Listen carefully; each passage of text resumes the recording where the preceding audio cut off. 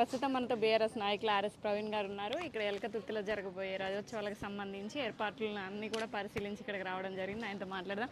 నమస్తే సార్, ఏర్పాట్లన్నీ ఎలా ఉన్నాయి, ఎలా జరుగుతున్నాయి? చాలా బాగున్నాయి, చాలా బాగున్నాయి. తప్పకుండా ఈ సభ భారతదేశ చరిత్రలోనే ఒక గొప్ప సభగా నిలవబోతుంది. అంటే ఇక్కడ చూసుకుంటే చాలా మంది లక్షల్లో వచ్చే అవకాశం ఉందని చెప్పి 100% తెలంగాణ అంతా ఇక్కడ ఉంటుంది. ఓన్లీ మిగిలేది ఎవరంటే కాంగ్రెస్ నాయకులే. వాళ్ళ ఇళ్లలో ఉంటారు.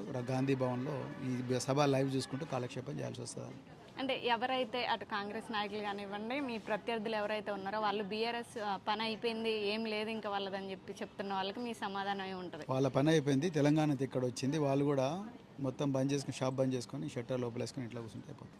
ఓకే, అంటే ఇప్పుడు ఇక్కడ మీరు అంతా ఏర్పాట్లు చూసారు. ఇప్పుడు మీది కరెక్ట్గా ఎండాకాలం అనేది చాలా కష్టంగా ఉంది బయటికి రావడానికి కూడా, కానీ ఈ సమయంలో కూడా అందరూ వస్తారని భారీ అంచనాలు ఉన్నాయి. కేసీఆర్ గారు కూడా చాలా లాంగ్ టైం తర్వాత బయటికి రాబోతున్నారు.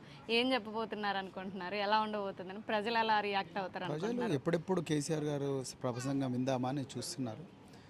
సో ప్రజలు ఎండకో భయపడో, వానకో, పిడుగులకో, భూకంపానికో భయపడి ఇళ్ళలో కూర్చుంటారని అనుకోవడం లేదు. కూర్చునే పరిస్థితి కూడా ఈరోజు లేదు.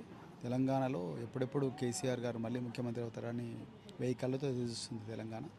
సో వాళ్ళు బీజేపీ వాళ్ళు చిల్లరమైన మాటలు, కాంగ్రెస్ వాళ్ళు చిల్లరమైన మాటలు, వాటి గురించి ఎవ్వరూ మాట్లాడుకుంటలేదు. తెలంగాణను వాళ్ళని జోకర్లు అనుకుంటున్నారు తెలంగాణ ప్రజలందరూ. అంటే ఇటు విద్యా వ్యవస్థ కానివ్వండి, విద్యార్థులకు ఇచ్చిన హామీల గురించి కూడా మీరు చెప్తూ వస్తున్నారు. వాళ్ళకి అన్యాయం జరుగుతుంది, వాళ్ళు కూడా ఈ సభకు రావాలని చెప్తున్నారు. అలాంటి విద్యార్థులకు మీరేం చెప్తారు? తప్పకుండా రావాలని చెప్తున్నా. వాళ్ళ భవితవ్యం కోసం, వాళ్ళ భవిష్యత్తు కోసం, వాళ్ళ కెరియర్స్ కోసం, వాళ్ళ కుటుంబాల సంక్షేమం కోసం తప్పకుండా రావాలి. కేసీఆర్ గారితో కథం కలపాలి. అంటే గతంలో వ్యవస్థ ఎలా ఉంది, విద్యా వ్యవస్థ? ఇప్పుడు చాలా బాగుండదండి తెలంగాణలో. గతంలో విద్యా మీరు కూడా చాలా మంది వేల మందిని కూడా తయారు చేశారు. గతంలో తెలంగాణ విద్యా వ్యవస్థ అన్నిటికన్నా బెస్ట్. దేశంలో 16 రాష్ట్రాలు ఇచ్చి ఇక్కడ చూసిపోయినాయి. అలాంటి వ్యవస్థ ఈరోజు తెలంగాణ అంటే వద్దంటాం. విద్యాశాఖ మంత్రి లేని ఏకైక రాష్ట్రం తెలంగాణ. మీకు అర్థమైపోయింది. Okay, thank you sir.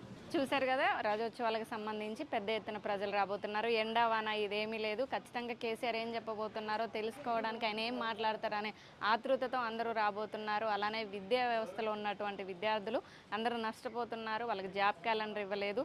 ఎలా ఉంది విద్యా సంబంధించి, విద్యాశాఖకు సంబంధించి కూడా ఇంతవరకు ఎవరు మంత్రి లేరు. అలాంటి రాష్ట్రం ఉందంటే తెలంగాణ అంటూ కూడా ఆయన విమర్శించడం జరుగుతుంది.